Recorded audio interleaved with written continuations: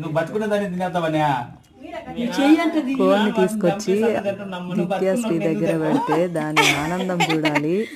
ఎంతసేపు కాళ్ళు పట్టుకుంటది, కోడిని పట్టుకుంటది, తలను పట్టుకొని అయితే ఏకంగా నోట్లోనే పెట్టేసుకోవాలని చెప్పి చూస్తుంది. మేము ఎంతమంది వాడు ఉన్నా కానీ ఏమాత్రం భయం లేకుండా దాన్ని ఎంత కామెడీ లాగా చేసేసిందోలే.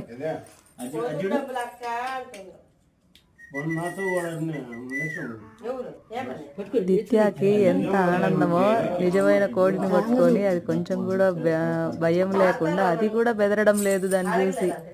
ఈ పాప కూడా దాన్ని చూసి భయపడట్లేదు.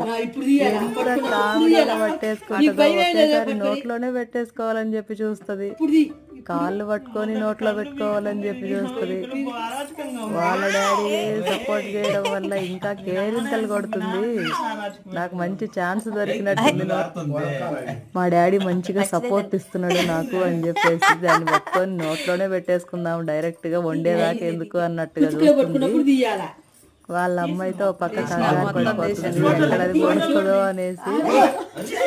కానీ ఈ పాప మాత్రం ఏమాత్రం తగ్గట్లేదుగా.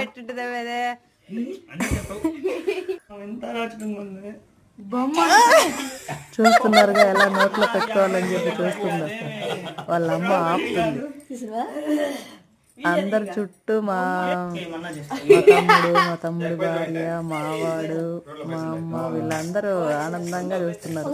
చివరికి ఆ కోడి వద్దమ్మా, నీకు ఈ బొమ్మ కోడి చాలని చెప్పేసి ఆ బొమ్మ కోడిని ఇచ్చిండ్రు. దాన్ని కూడా వదలకుండా నోట్లో పెట్టుకొని నవిలేస్తుంది. Please subscribe.